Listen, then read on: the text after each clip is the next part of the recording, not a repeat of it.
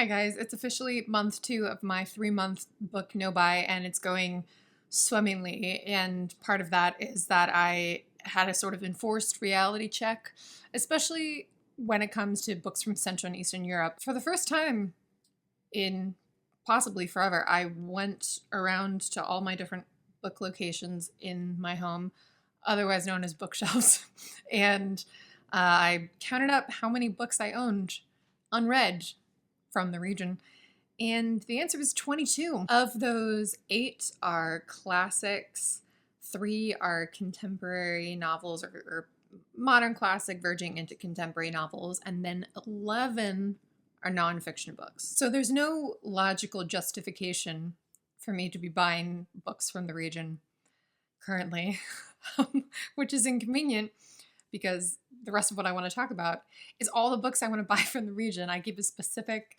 list. I did a video like this, I think in December, called I Want to Buy Books, but I Can't Buy Books, where I tried to get that hit of excitement by discussing these books and talking about why they're on my TBR and maybe getting a few of you to like join in my interest without me actually having to buy them. I've chosen 8 nonfiction books, 2 poetry collections, and then I think 10 novels from this much longer eventual TBR list. If I really want to, I can still access these books by borrowing them digitally from the library. So it's not like I'm depriving myself of them anyway.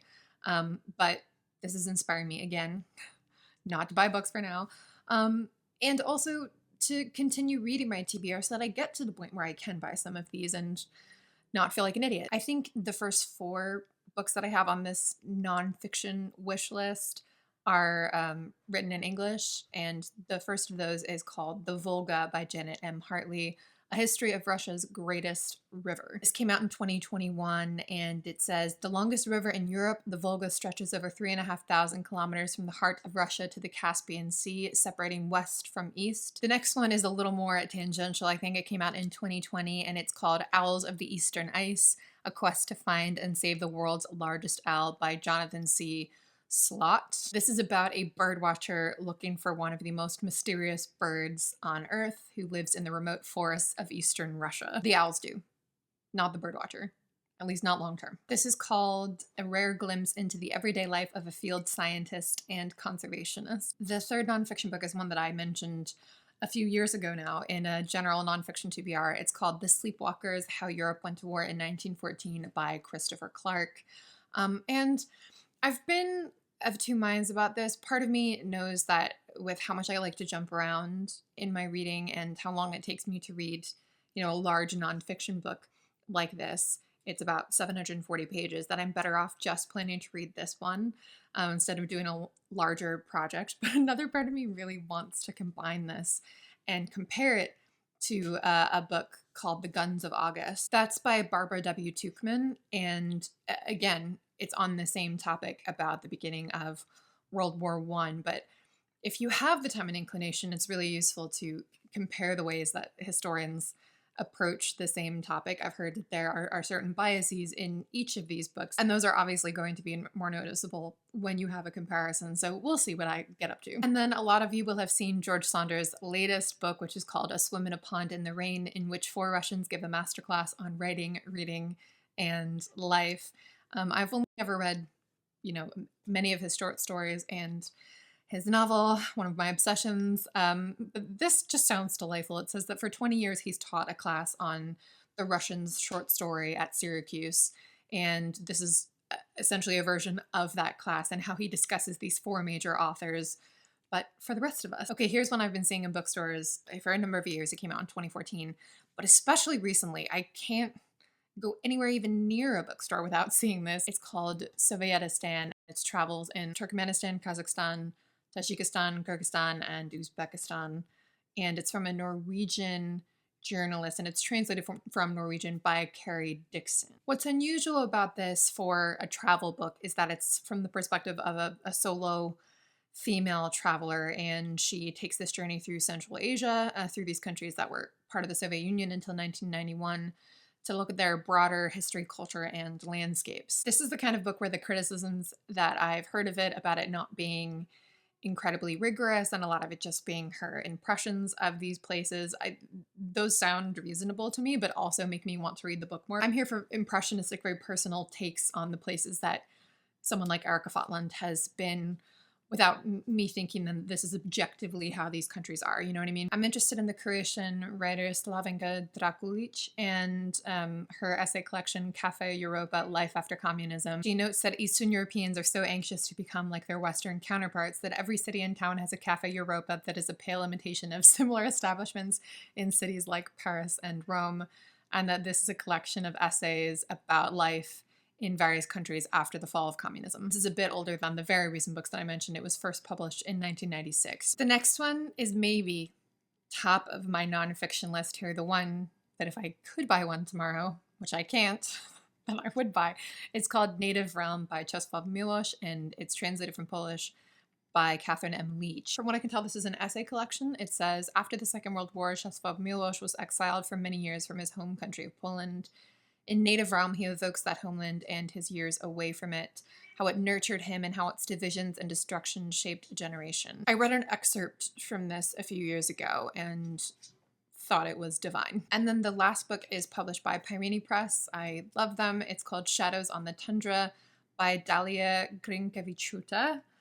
My Lithuanian pronunciation is not great, which is embarrassing because my grandmother's first language was Lithuanian. It's just weird to be such a clear product of assimilation and sitting here not able to pronounce these names. Anyway, this is translated from Lithuanian by Delija Valiukenas. Okay. In 1941, Dalia was 14 years old, and she and her family were deported from Lithuania to a labor camp in Siberia, and apparently she wrote on scraps of paper and buried them in her garden, and they were discovered in 1991 after her death. The poet I most want to read from the region is Osip Mandelstam, who was a Russian and Soviet poet who was exiled in the 1930s, and then when he and his wife were allowed to return to Russia, they moved to Voronezh, which is, I think, in southwestern Russia. Of course, then I think he was arrested again and eventually died in a labor camp in the Far East. But the collection I most want to read from him, there's a beautiful edition published by the New York Review of Books. It's called Voronezh Notebooks, and it was written when he lived in the city between 1935 and 1937. So it was a sort of internal exile, it says, and his last work, meditating on death and survival. This particular edition was translated from Russian by Andrew Davis. I'm interested in the work of, in Czech, I think it would be Jana Prikryl, but it's possible she anglicizes it to Jana Prikryl. I actually know a girl whose family is Polish. They pronounce her name Jana. She has a few collections out, and her first was called The After Party, and it says it journeys across borders and eras from Cold War Central Europe to present-day New York City, and that the whole second half of this collection, I think, is set on the remote shores of Lake Huron in Canada, and is sort of an ode to the nature of the region. Open Letter is a publisher that has a lot of books from around the world, but particularly from this region, not to be confused with Open Letters, our review site. And one of their books is called The Guinea Pigs by Ludwik Vaculík. This is translated from Czech by Katia Polaczkova. This is exactly the type of book that wouldn't have interested me back when I was studying in Prague a number of years ago now, but for some reason, it's calling my name now. It says, a clerk at the state bank begins to notice that something strange is going on. Bank employees are stuffing their pockets with money every day, only to have it taken every evening by the security guards who search the employees and confiscate the cash. But there's a discrepancy between what is being confiscated and what is being returned to the bank. And meanwhile, the clerk and his family begin to keep guinea pigs, and at night, when everyone is asleep, our hero begins to conduct experiments with the pets, teaching them tricks and using some rather questionable methods to encourage the animals to befriend him. Weird and political. Into it. I've never read any Olga Tokarczuk. Is that correct? Polish speakers do stress the first syllable of her last name or the second. But I would like to start with Flights instead of the Book of Jacob, which everybody's talking about. It just came out in the English translation finally. But Flights was translated from Polish by Jennifer Croft. It seems to be very intricately all over the place. It's about Chopin's heart being carried back to Warsaw in secret, about a woman returning to Poland. It's just like a bunch of interwoven stories about vanishings and travels, returning, wandering. I don't know. It sounds bizarre. Okay, this next book, if I had to choose one novel to buy from this whole list right now, it would be this. It's called Embers by Sándor Márai. This is translated from Hungarian by Carol Brown Janeway. It was first published in 1942. This apparently is a novel that conjures the melancholy glamour of a decaying empire. Stop it right there. Like, already sold. In a secluded woodland castle, an old general prepares to receive a rare visitor, a man who was once his closest friend, but whom he has not seen in 41 years. Over the ensuing hours, host and guest will fight a duel of words and silences, accusations and evasions. It will exhume the memory of their friendship and that of the general's beautiful, long-dead wife, and they will return to the time the three of them last sat together following a hunt in the nearby forest, a hunt in which no game was taken, but during which something was lost forever. Okay, that's like really good for book copy. Book copy is normally turgid. Next is another book from Pairini Press, but this time it's a novel, and it's called Soviet Milk by Nora Ikstana. And I think this is translated from Latvian by Margita Gailitis. My Baltic pronunciation is just like all over the place. This is about 3 generations of women, and especially a troubled mother-daughter relationship set in the Soviet-ruled Baltics from 1969 to 1989. Then a more noir thriller-type book is We Trade Our Night for Someone Else's Day by Ivana Bodrožić, and this is translated from Croatian by Ellen Elias Brsac. This is set in a city inspired by Vukovar, which is in the eastern part of Croatia. In the book, in this unnamed city, fences and schoolyards separate the children of Serbs from those of Croats, and city leaders still fight to free themselves from violent crimes they committed or permitted during the war a generation ago. And it's about a journalist named Nora who's assigned to do a puff piece on the perpetrator of a crime of passion. A Croatian high school teacher who fell in love with one of her students, a Serb, and is now in prison for having murdered her husband. Okay, I did read this description before, but just going through it again is a trip. So imagine what the book is like. The next novel is called Solo by Rana Dasgupta. Dasgupta is, I think, British Indian, but this particular story is told from the perspective of a 100-year-old blind Bulgarian man who's thinking back on his life. I think I remember a review of this from years ago saying it was witness to the altered Eastern European dream or something like that. I realized while compiling my next video that I didn't read any books from Ukraine last year, and one that's near the top of my list is called Fieldwork in Ukrainian Sex by Oksana Zabushko. I'm not sure how the O's function in Ukrainian, so definitely correct me below. This is translated by Halina Hrin. It's narrated by a poet who's a visiting professor of Slavic studies at Harvard, and her exposure to American values and behaviors conspires with her yearning to break free from Ukrainian conventions. In her despair over a recently ended affair, she turns her attention to the details of her lover's abusive behavior.